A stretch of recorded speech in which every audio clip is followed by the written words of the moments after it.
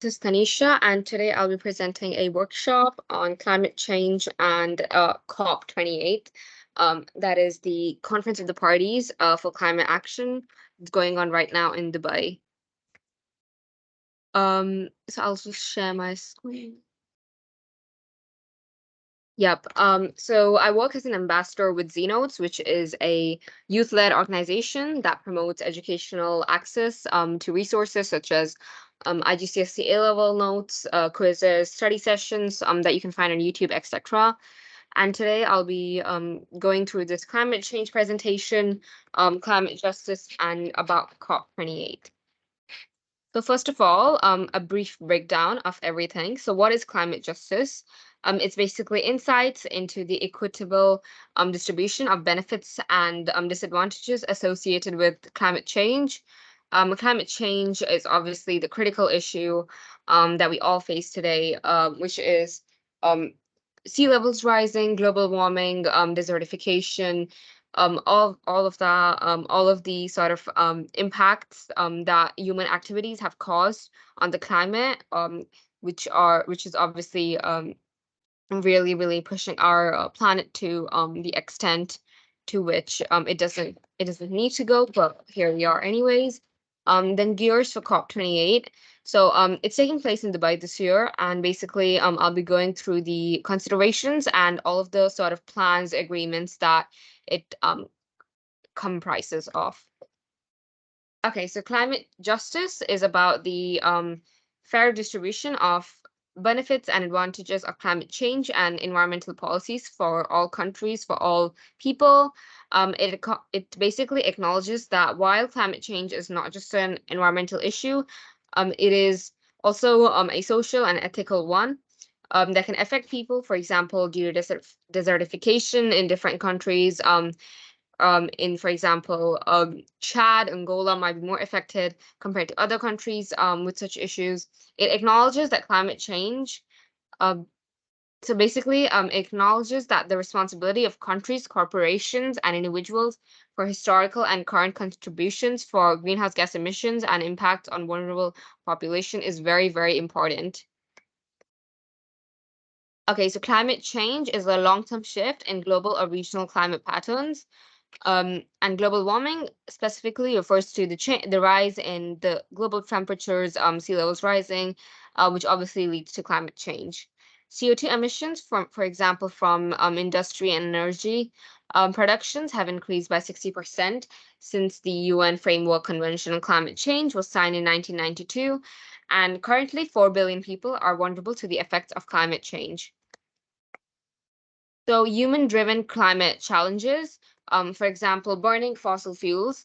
So the combustion of fossil fuels, as we all know, for energy generation, transportation, industrial activities, emits a significant amount of carbon dioxide.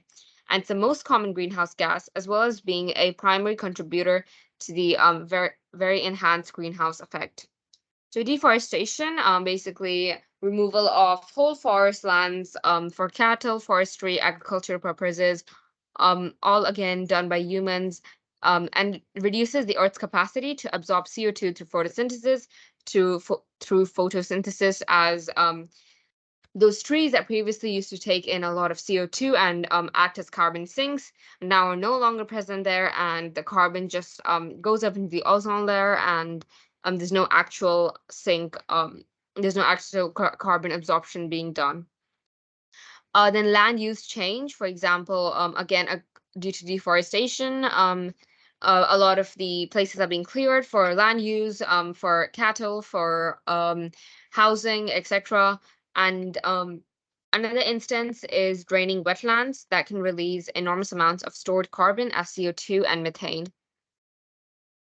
So at the regional level, some things that are very important to consider. So the economic impact. Climate change can affect regional economies, for example, disruptions in fisheries, tourism, other sectors.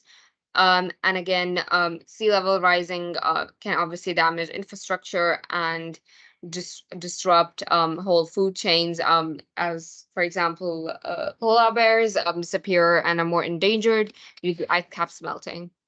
Ecosystem impacts, changes in temperature and precipitation patterns can directly impact regional ecosystems, which again lead to flora and fauna distributions and their shifts, um, and increased risks of wildfires. For example, we've been seeing in California and Australia, and altered water availability.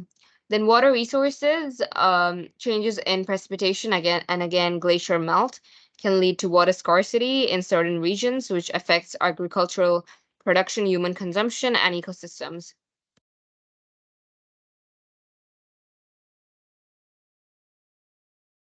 So at an international level, again, global cooperation is very, very important, which is what the COP28 is all about. The environmental diplomacy, for example, the Paris Agreement, which is a framework for countries to collectively address climate change and take actions for it, and also address the SDGs. Um, then moving on, Paris Climate Agreement. Okay, so this basically was the first actual global commitment and resolution made to solve the climate crisis in 2015, where 195 countries and the EU signed an agreement with the aim to keep global warming well below 2 degrees Celsius. But obviously, that hasn't been achieved because right now we are seeing rise of about 1 to 1.5 degrees Celsius, which will increase in the coming years if no critical action is taken, no significant action that actually promotes climate action is taken, then definitely that will increase. And so, in order to meet this target, global carbon emissions will have to reach net zero by 2050, which is what the COP28 right now is addressing to reach net zero carbon emissions, which basically means the balance between the emissions produced and the emissions taken out of the atmosphere. And so the numbers of country announcing pledges to achieve net zero emissions is growing, which is a positive change. However, we need action in this real time, which is not delayed, as it has been so far. And the pledges by governments to date have fallen very, very short of what is required to bring global carbon dioxide emissions to net zero by 2050 and give the world a chance of limiting this global temperature to only 1.5 and not 2 degrees Celsius, 3 degrees, 4 degrees, so on, because that will significantly impact our lives. And it's not just a future prospect. We are seeing it right now. We are seeing the impacts of floods, desertification, sea levels rising, animals being endangered, so on. So now moving on, the COP28. This is basically as I said before, Conference of the Parties, and it's run by the UNFCCC. It's an annual event each year where representatives of the UN and governments from around the world discuss and come up with strategies to combat climate change. And it's a very, very critical conference, especially with the situation we are in right now, to address proper solutions that governments can address. So the proper agenda this time round at COP28 is all about first GST and Dubai's imperatives. So again, because Dubai is such a upcoming country with its sort of sustainable prospects that we've seen, sort of the energy and renewable energy transfer, so on. And again, it's also very important for the activation of the COP27 Loss and Damage Fund. Moving on. So COP28 strategic frontiers. So climate change impact, it's important to craft the framework based on the Paris Agreement and actually address it this time around. So decarbonizing the energy landscape, which is basically promoting discussions on phasing out unnecessary fossil fuels into key work streams, transforming food systems where we work towards a more sustainable food system that doesn't promote as much of fossil fuel burning and CO2 emissions, so on. And using finance as a catalyst is very, very important.